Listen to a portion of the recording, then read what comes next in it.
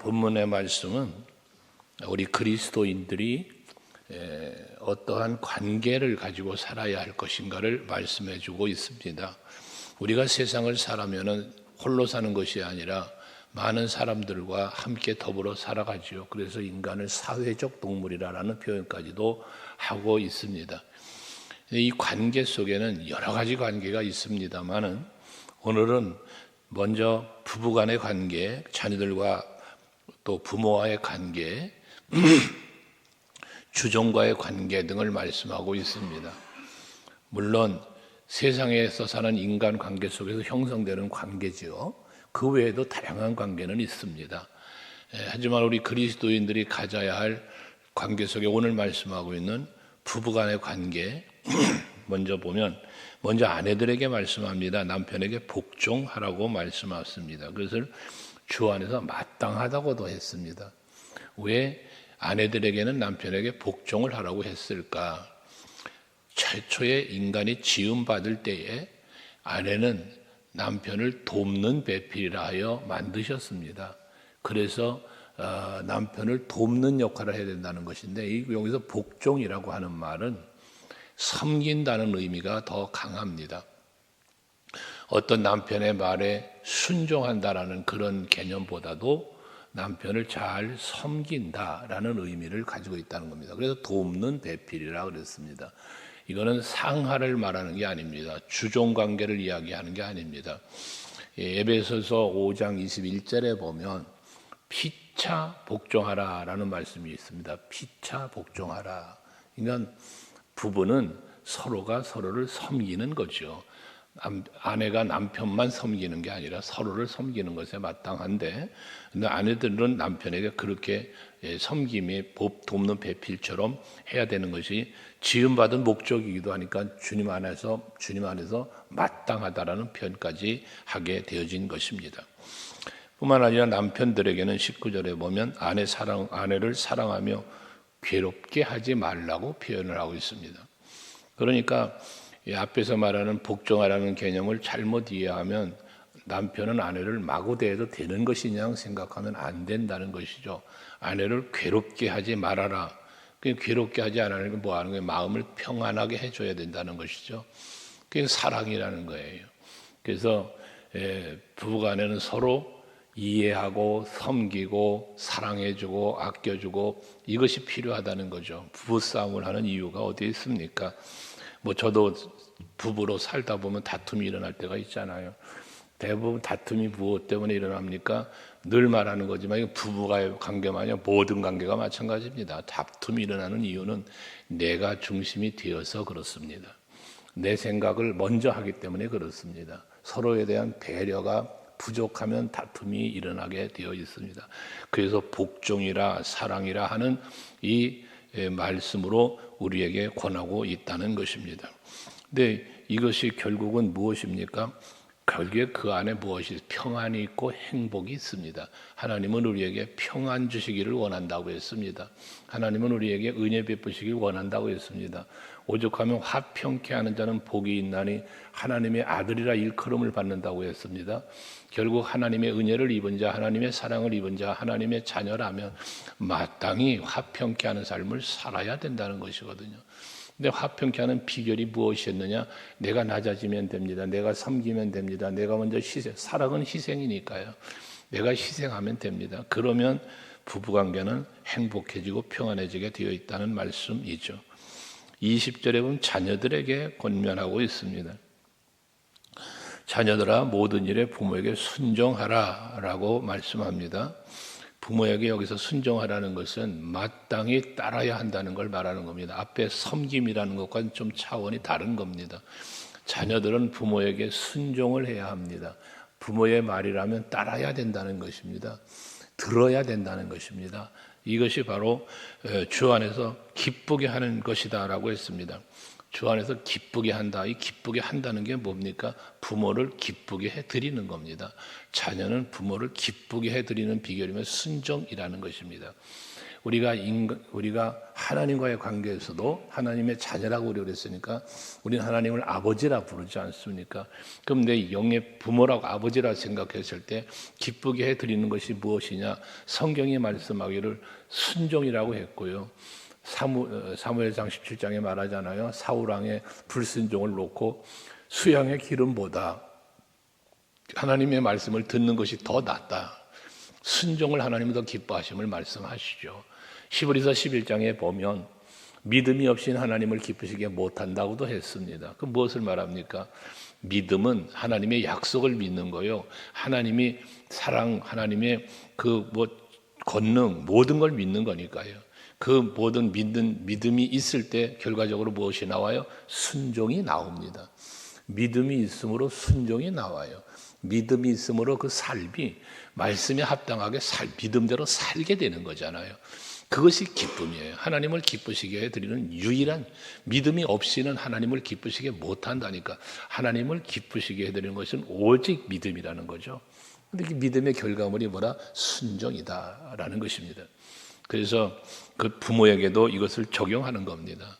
자녀들아 부모에게 순종해라. 신명기에서도 공경하라. 에베소도 마찬가지로 공경하라라고 했는데 이런 것들이죠. 그러니까 부모님 앞에 그 부모의 뜻을 따라 말씀을 따라 잘 살아서 기쁘게 해드려라라는 말씀이죠. 그렇다면 이제 아비들은 어떻게 할 것이냐? 부모님 여기 아비라 해서 아버지만이 아니라 어머니도 포함, 부모가 다 포함되죠. 너희는 너희 자녀를 노엽게 하지 말지니라고 말합니다.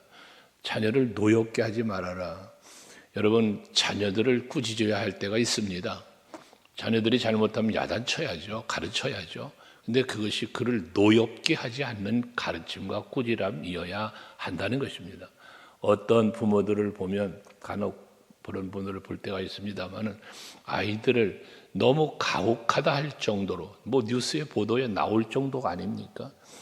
어린아이를 발로 걷어찬다든지 너무나 기가 막힌 말로 표현할 수 없는 이런 행위를 보게 됩니다. 이건 뭐 하는 겁니까? 자녀들을 가르치는데 무엇으로 가르칩니까? 감정입니다. 내 마음의 분노입니다. 그러니까 내 마음의 분노를 아이한테 쏟아내는 겁니다. 이건 가르침이 아니죠. 교훈이 아니죠. 분노하는 거죠. 자기 자신이 분노를 하는 거예요. 그러니까 자녀가 그 부모의 분노를 받으면서 나도 분노가 생기는 거예요. 그러니까 자녀를 노엽게 하지 말라는 것은 분노하지 말라는 거예요. 아이들을 가르칠 때 감정이 치우쳐버리면 혈기가 나오고 분노가 나오거든요. 그럼 아이도 분노가 생기는 거다 말이에요. 그럼 결국 그 아이가 낙심할까 한다 해서 낙심이라는 표현을 했습니다. 여러분, 자녀는 부모에 대한 신뢰가 있어야 합니다. 부모도 마찬가지죠. 자녀에 대한 신뢰, 서로의 신뢰가 형성되는 게 부부, 형제, 자매, 부자 관계 마찬가지죠. 그런데 이 분노와 감정이 섞여버리면 신뢰가 깨어져 버리게 됩니다. 그 결과적으로 뭐 하겠습니까? 아이가 부모에 대하여 거는 기대감이 떨어지는 거죠. 낙심되는 겁니다. 우리는 항상 부자 관계만이 아니라 모든 사람에게 마찬가지겠습니다만은 누군가가 나에 대하여 실망치 않도록 해야 합니다. 처음 만나서 관계를 형성해 가는 과정에 보면 서로의 신뢰를 쌓아가는 거잖아요. 서로가 신뢰를 쌓아가는데 그 신뢰가 무너져 버리는 거예요. 그게 실망이라는 거예요. 그게. 난 저 사람에게 실망했어. 난 저 사람이 저런 줄 몰랐어. 이런 거잖아요. 자식이 부모에게 거는 기대가 있는데 그 기대감을 무너뜨려 버리는 경우가 된다는 것이거든요. 그래서 자녀들을 노엽게 하면 안 된다는 거예요. 그 노여움은 낙심을 가져다 줄 수 있다는 것이죠. 그러면서 종들에게 또 말씀합니다. 22절 이하에 보면 종들에 관한 이야기를 참 많이 하고 있습니다. 종들은 모든 일에 육신의 상전에게 순종을 하되 라고 말합니다. 내 육신의 상전, 종들에겐 상전이 있잖아요. 자기가 종이니까 주인이 있잖아요. 그 주인에게 모든 일에 순종을 해야 된다. 종이니까, 주인에게 속한 자니까 종에게는 자유가 없는 겁니다. 종에게는 종은 주인에게 매여 있는 자입니다. 속하여 있는 자입니다. 하기 때문에 모든 일이라고 말씀하고 있는 것인데, 거기 보면 그렇게 순종을 하는데 사람을 기쁘게 하는 자와 같이 눈가림만 하지 말고 오직 주를 두려워하여 성실한 마음으로 해라. 그러니까 주인이 보는 앞에서만 눈가림으로 가식 잃은 거죠. 속 마음은 아닌데 겉으로 순종하는 척하는 거죠. 이런 행위를 말합니다. 그렇게 하지 말라는 거예요. 그럼 뭐 하나 죽게 하듯 주를 두려워하는 마음 가지고 성실한 마음을 해라. 이건 뭐야 하는 거예요? 성실한 마음 중심이 있는 그러한 순종을 하라는 거죠. 겉으로만 순종하는 척하면서 속마음은 불평이 있고 속마음에서는 원망이 있다. 이건 성실한 마음으로 순종하는 것이 아닌 것이죠. 우리의 신앙생활도 마찬가지입니다. 우리가 겉으로 보기에 사람들이 보기에 외적으로 보기에는 믿음이 좋은 것 같고 성실하게 봉사하고 헌신하는 것 같지만 그러나 내면 속에서 불평이 있고 원망이 있다면 그 헌신과 봉사는 진실된 것이 아니잖아요. 가식적인 것뿐이지. 그러지 말라는 것이거든요. 그것을 성실한 마음이라고 말씀하고 있고요. 또 뒤에 23절에 보면 무슨 일을 하든지 마음을 다하여 죽게 하듯 하고 사람에게 하듯 하지 말라고 합니다. 그러니까 주님을 두려워하는 성실한 마음이라고 했고 또 죽게 하듯 하라는 것입니다. 마음을 다해서라고 표현하죠. 그러니까 우리는 항상 무슨 일을 하든지 코람데오 주님 앞에서라고 했잖아요. 주님 앞에서 예배도 주님 앞에서 봉사도 주님 앞에서 모든 삶이 주님 앞에서가 될 수 있도록 살면 그것이 성실한 게 되는 거예요. 성실하게 될 수밖에 없죠. 사람은 못 보는 것도 하나님은 보시잖아요. 우리 마음까지 보신다고 헤아린다고 했으니까 내 생각까지 하시는 하나님이거든요. 그러니까 죽게 하듯 하려면 어떻게 돼요? 성실한 마음으로 내 중심이 온전하게 성실한 마음은 온전한 마음이니까 이러한 마음으로 주인을 대하라는 종에게 하는 말이지 않습니까? 이 역시 마찬가지. 우리가 하나님과 우리를 주여라고 말하는 것은 나의 주잖아요. 저는 주의 종이로서이다. 종으로도 표현하잖아요. 물론 하나님은 우리에게 자녀가 되는 권세를 주셨지만 우리의 입장에서는 그 은혜와 사랑 앞에 주로 모시며 나는 종처럼 살아가는 이러한 성실한 마음, 이게 죽게 하듯 하는 마음, 주님을 두려워하는 마음을 가진 성도의 삶의 모습일 수도 있다는 거죠. 종에게 이야기하고 있습니다만은 바로 오늘 우리들 모두에게 하는 말씀이라고 받아야 할 것입니다. 근데 이렇게 성실하게 또 죽게 하듯 진실되게 마음을 다해서 그렇게 순종을 하고 주인을 섬기면 24절에 보면 이는 기업의 상을 주께 받을 줄 아나니 너희는 주 그리스도를 섬기느니라 라고 말씀하잖아요. 이렇게 부부관계, 부모와 자녀관계, 주종관계를 말하면서 결과적으로 뭐 합니까? 주 그리스도를 섬긴다 라고 말씀을 하고 있습니다. 특별히 기업의 상을 주신다라고 하는 거잖아요. 하나님은 우리에게 자녀도 기업으로 주셨다고 했어요. 부부 하나님이 짝지어 주셨다고 했어요. 주인과 종관계 이 모든 삶의 터전과 기업은 다 하나님이 우리에게 주신 거예요. 그냥 하나님이 내게 주신 것으로서 내가 누리고 사는 것이고 오늘 말씀하고 있는 대로 이런 올바른 관계를 형성하고 사는 것은 결과적으로 하나님께 영광을 돌리는 것이고 그것이 주님을 기쁘시게 해드리는 것이고 그에 마땅한 상을 받게 되어진다는 것이거든요. 여러분 우리는 늘 말하지만 하나님 앞에 서는 날 우리 인생은 성공이냐 실패냐가 판단난다고 그랬잖아요. 그 앞에 설 때 내가 상을 받을 것이냐 책망을 받을 것이냐 그 앞에서 결정난다고 그랬잖아요. 그러므로 우리는 항상 주님 앞에 서는 날 바울이 바라보았던 것처럼 면류관을 바라보며 나를 위하여 예비되어 있을 그 면류관 그 상급을 바라보면서 항상 인간관계도 하나님과의 관계도 바르게 맺어가며 사는 우리들이 되어야 할 것입니다.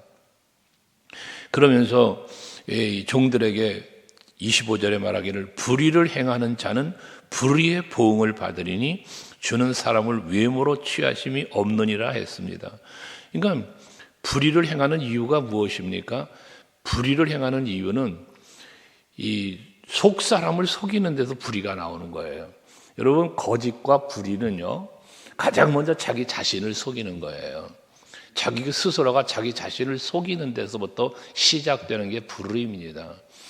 그러니까 결과적으로 그러한 불의는 결과적인 무엇을 갖다가 불의의 행함을 나타낸단 말이에요. 악을 행하는, 의를 행하지 못하는 이게 나오잖아요. 그게 보응이 따른다는 거예요. 앞에 순종에 대한 하나님의 기업의 상이 있다고 그랬잖아요. 하나님은 보응하시는 하나님이에요. 그래서 우리가 하나님을 대부분 표현할 때 사랑의 하나님을 많이 표현하잖아요. 사랑의 하나님을 우리가 많이 부르짖고 있잖아요. 근데 사랑을 말할 때는 항상 같이 따라 생각해야 될 게 뭐냐? 공의라는 것입니다. 하나님은 공의로우신 하나님이세요. 왜 하나님이 예수 그리스도가 이 땅에 오셔서 십자가를 지시기까지 그 고난을 당하십니까?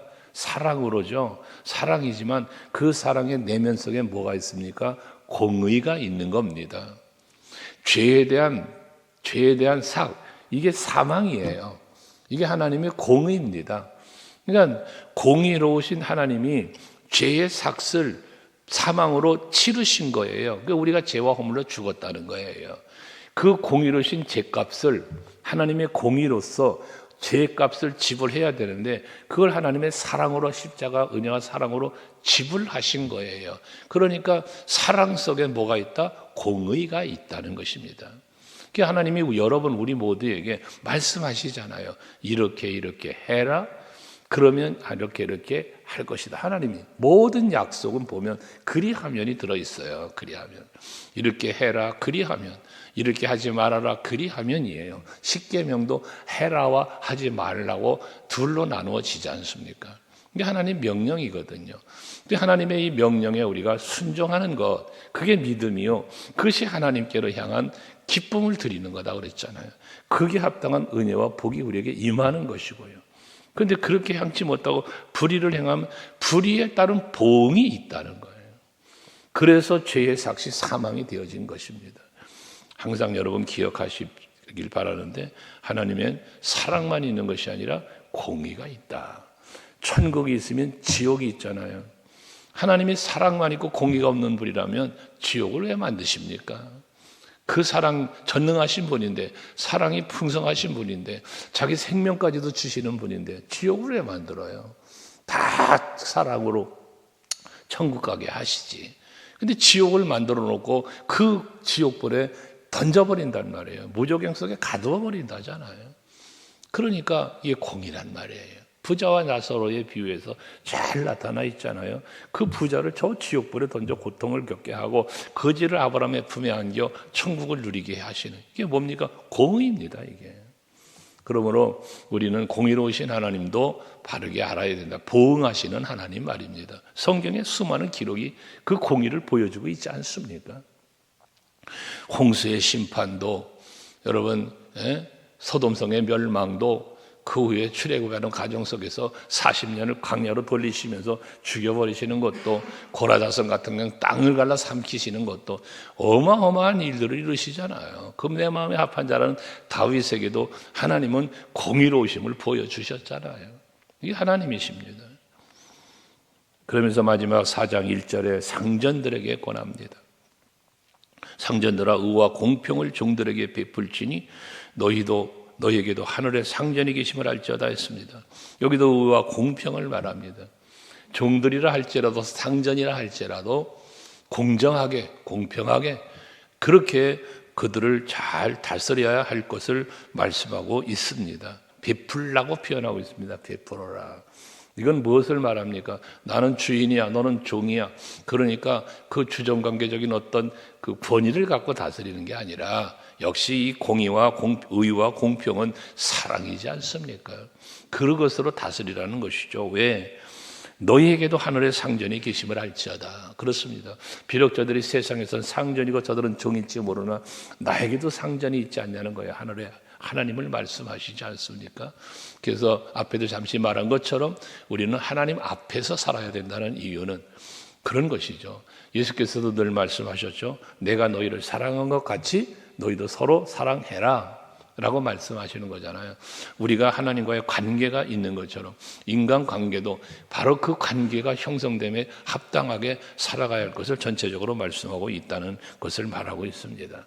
늘 하나님께 받은 사랑, 하나님께 받은 은혜를, 입은 그 은혜를 기억하면서 나도 베풀고 나도 이해하고 나도 용서하고 나도 사랑하고 나도 섬기며 사는 모든 관계를 그렇게 이루어가는 여러분들 되실 수 있기를 바랍니다.